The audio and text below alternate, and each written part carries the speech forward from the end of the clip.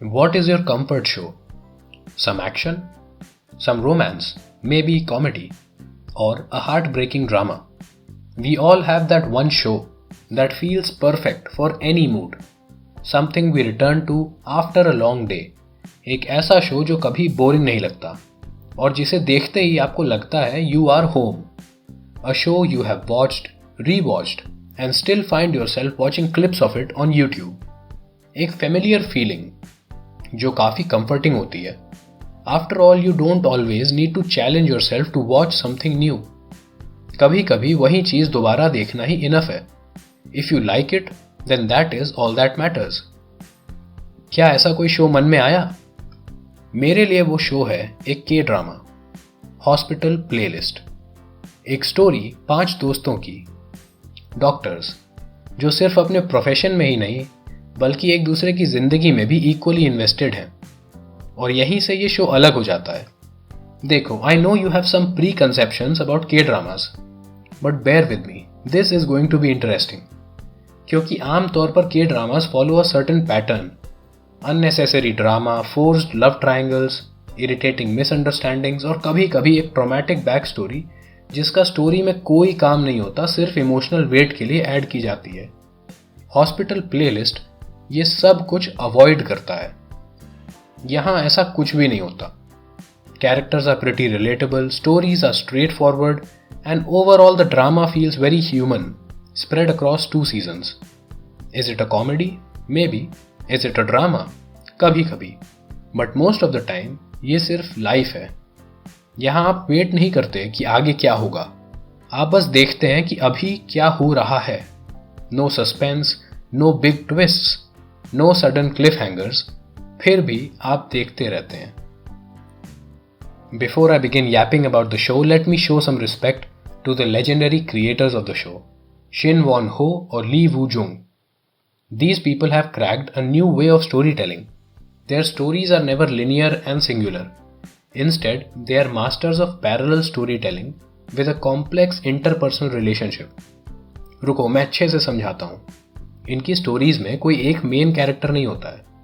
ये लोग एक वर्ल्ड क्रिएट करते हैं जहाँ मल्टीपल लोग एक साथ रहते हैं. Friends, neighbours, roommates, and they live their lives as a whole without focusing on any one person. Now you can have your favorite character in the show, but the show itself does not pick favorites, and their catalog is also pretty legendary. The Reply series, including Reply 1988, Reply 1994 and Reply 1997, which shares a theme of nostalgia, youth, family and growing up together, with Reply 1988 being the crowning jewel. और फिर the Play series, including Prison Playbook, Hospital Playlist and Resident Playbook, जहाँ everyday life दिखाई जाती है एक shared space के अंदर, like a prison or a hospital. Different settings, same philosophy. Now coming back to Hospital Playlist, keeping things this simple comes with a challenge. एक risk रहता है कि story might become boring. But hospital playlist is quite the opposite. 5 characters की interpersonal relationship और professional dynamics इतनी entertaining है, you will never be bored. The best part of the show is the attention to detail. From the personal lives to the medical lives, everything is pretty accurate. Being a doctor, मुझे personally बहुत अच्छा लगा ये देखकर कि medical scenes realistic हैं. No unnecessary exaggeration, no fake heroism, बस काम हो रहा है. I was already in love with the personality of the show, and the medical scenes, they stole my heart.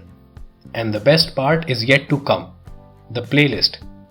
Every episode ends with this group of 5 friends performing a song for us as the part of their band, which is called Mido and Falasol. और सबसे surprising बात, ये सिर्फ acting नहीं है.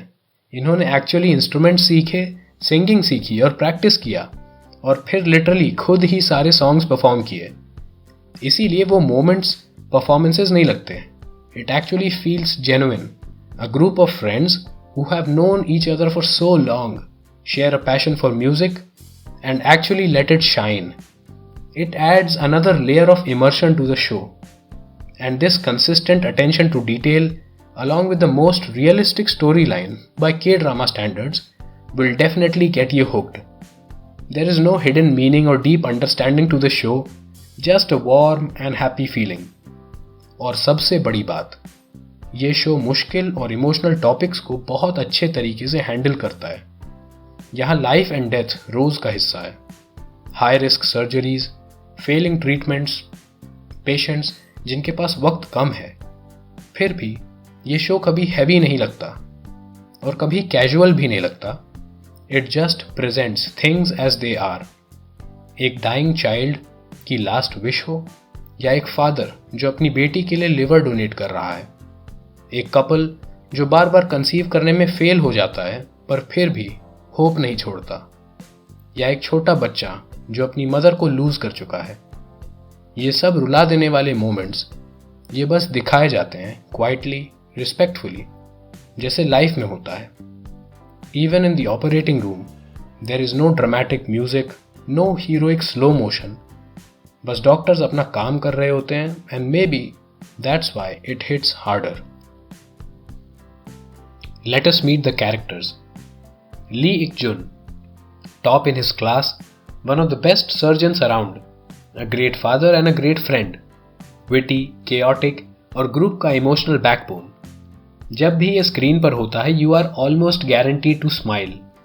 इसकी जितनी तारीफ करूं उतनी कम है। A man of many talents and the soloist cum guitarist of the group, a very comforting presence who always supports those around him and never lets the spirits down. Chae Song-hwa, the queen of the group, an excellent neurosurgeon who loves singing to her friends' dismay, calm, dependable और ग्रुप की silent anchor, हर किसी के लिए हमेशा present, from giving advice to those who are asking to helping everyone without a second thought. Her two passions in life, going solo camping and eating voraciously. An Jong-won, an angel sent from above, a soul so pure you would almost think he was a man of the cloth. Well, that is certainly the case with his 4 siblings. इसके 4 siblings हैं और सब church में service करते हैं। ये अकेला है जो डॉक्टर है, although he wants to join them as well. The most friendly person around. Makes you wonder, does he even get angry? With a passion for charity, playing drums, and caring deeply for his patients. Also, did I mention he owns the hospital they work at? Well, kind of. Kim Jun-wan. For all the goofies in the show, this man balances the act. Sharp, disciplined, thoda blunt, पर अंदर से बहुत soft. He believes in doing work with discipline and dedication. Guiding juniors, helping seniors in need. Might come off as strict at times, but his character gives off such a sincere vibe that you can't help rooting for him. A balanced guy playing a balanced instrument, the bass. Also, he has one of the funniest romance arcs in any K-drama. Yang Sok-hyung. This guy is a big teddy bear, introverted, awkward, but deeply empathetic.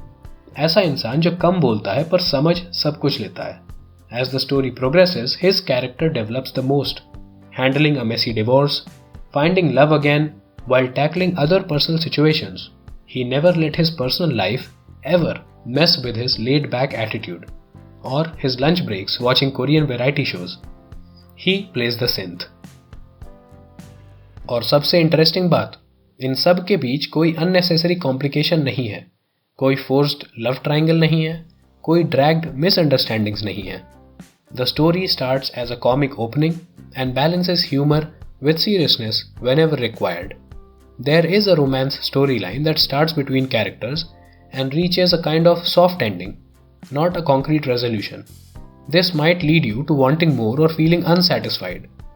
But घबराओ मत, there is a silver lining.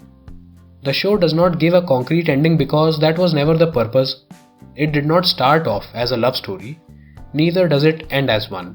It simply started as a look in the daily lives of these 5 friends and ends as that. Now the silver lining I was talking about comes in the form of a spin-off called Resident Playbook, which seemingly starts in the same hospital but after a few years. The same funny slice of life approach, and every now and then our beloved main characters from the original show appear, giving us a clearer picture of their lives in the future. and whatever resolution you needed for their stories can be found here. And to be honest, I don't need a third season because we already learn they are happy and fulfilled. You don't need to see every aspect of their lives to understand how things play out. Although I won't complain if a third season is on the horizon, this time around we focus on a group of young resident doctors who have just started their residency and are tackling the ups and downs of daily life. This is a completely new storyline, but with the same soul. A little bit of laughter, a little bit of love and a lot of life. और शायद इसीलिए मैं hospital playlist को favourite कभी नहीं बोल पाता, क्योंकि फेवरेट शोज़ के साथ एक एक्सपेक्टेशन होती है कि वो कंटिन्यू करें और ज़्यादा चलें, स्टोरी और आगे बढ़े। पर हॉस्पिटल प्लेलिस्ट के साथ ऐसा नहीं है। यहाँ मुझे और नहीं चाहिए।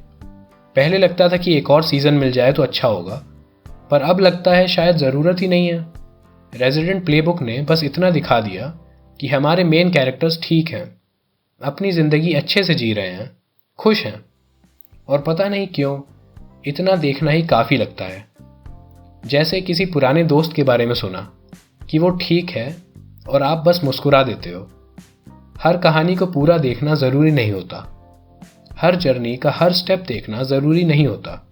कुछ कहानियाँ सिर्फ इतना बताकर ही पूरी हो जाती हैं कि सब कुछ ठीक है, और हॉस्पिटल प्लेलिस्ट मेरे लिए वैसी ही एक कहानी है जिसे मैं डिस्टर्ब नहीं करना चाहता, जिसे मैं बस वैसे ही रहने देना चाहता हूँ।